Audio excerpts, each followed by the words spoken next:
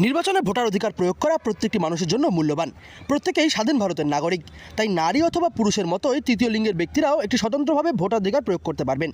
এই বার্তাই দিয়েছে বারংবার নির্বাচন কমিশন। রাজ্যের প্রত্যন্ত স্তরে বার্তা দিতে পৌঁছে গিয়েছে নির্বাচন কমিশনের আধিকারিকেরা। রাজ্যের প্রত্যন্ত অঞ্চলে সেই বার্তা দিতে কোনো রকম খামতি ছাড়েনি নির্বাচন কমিশন। এরই প্রতিফলন চোখে পড়ছে 2024-এর ভোটার তালিকার মধ্যে। খুব রিসেন্ট আমাদের যে ট্রান্সজেন্ডার বিল পাস হয়েছে সেটা এখন আইন হয়ে গেছে।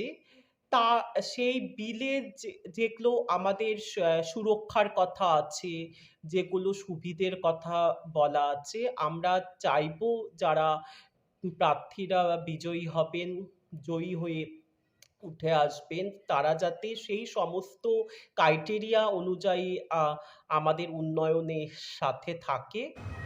মূলত এই কারণেই ভোটার লিস্টে উল্লেখযোগ্য উপস্থিতি দেখতে পাওয়া যাচ্ছে তৃতীয় লিঙ্গের ভোটারদের। ভোটের দিন সকালে তারাও বৈধ ভোটার কার্ড নিয়ে ভোটের লাইনে দাঁড়াবেন। হাতে কালির ফোঁটা নিয়ে বুঝিয়ে দেবেন তারাও এই সমাজের বুকে ততটাই গুরুত্বপূর্ণ যতটা একজন নারী এবং পুরুষ। তবে এসবের মাঝে কোথাও একটা যেন খামতি রয়ে গিয়েছে, কারণ এখনও পর্যন্ত এই তৃতীয় লিঙ্গের মানুষদের জন্য কোনো স্বতন্ত্র ভোটার লাইন তৈরি করা হয়নি। এছাড়াও তারা কোনো রকম সরকারি সুযোগ সুবিধা পাননি। রয়েছে একাধিক অভিযোগও এই সকল বিষয়গুলি নিয়ে। আপনাদের কি দাবি থাকবে তাদের কাছে? আমাদের দাবি থাকবে একটাই, আমাদেরও একটা ভোটার একটা লাইন হোক আলাদা করে। আর ৫ টা মানুষ যেভাবে সুযোগ সুবিধা পাচ্ছে আমরাও যেন সেটাও পাই। সমাজের বুকে আপনারা যাতে সেরকম সুযোগ হ্যাঁ, সমাজের আমরাও আমরাও একটা সমাজের অংশ। আমরাও কেন পিছিয়ে থাকবো? আমাদেরও ভোটার হয়েছে, আমরাও ভোট দিচ্ছি। তাহলে কেন আমরা পিছিয়ে থাকবো? আমরাও আর ৫ টা মানুষের মতো এগিয়ে যাবো। কেন আমাদেরকে আলাদা চোখে দেখা হবে? কেন আমরা আলাদা সাইডে থাকবো? সরকারের কাছে এটাই আমাদের আবেদন। এছাড়াও এখনও পর্যন্ত স্বতন্ত্র শৌচালয় তৈরি করা সম্ভব হয়নি এই তৃতীয় লিঙ্গের মানুষগুলির জন্য। তবে দীর্ঘ সময় পরেও ভোটার তালিকায় স্থান পেলেও এখনও পর্যন্ত যেন অবহেলা পেছন ছাড়ছে না এই মানুষগুলির। কোনো রকম মাথা ব্যথা নেই প্রশাসনিক স্তরের কর্তাদেরও।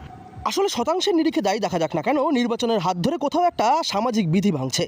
সংখ্যার নিরিখে উপস্থিতি সামান্য হলেও নেহাতি অবহেলা করা যায় না রূপান্তরকামী মানুষদের। তবে ভোটার তালিকা প্রয়োগের বিষয়টি শেষ নয়, দরকার রয়েছে আরও বিভিন্ন সুযোগ সুবিধা।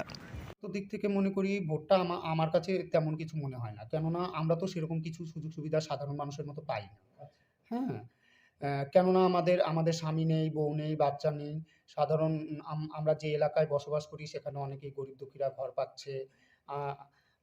আমরা কোনো সুযোগ সুবিধা পাচ্ছি না। লক্ষ্মী ভাণ্ডার পাচ্ছে, অনেক কিছু, বেকার ভাতা পাচ্ছে, বিধবা ভাতা পাচ্ছে। তা আমরা বিধবা সধবা কোনোটার মধ্যেই তো পড়ছি না। আমরা তো কোনো ভাতা বা কোনো কিছুই পাই না সরকারের কাছ থেকে। তাই আমার ভোটটা নিয়ে সেরকম কোনো আনন্দর কিছু মনে হয় না।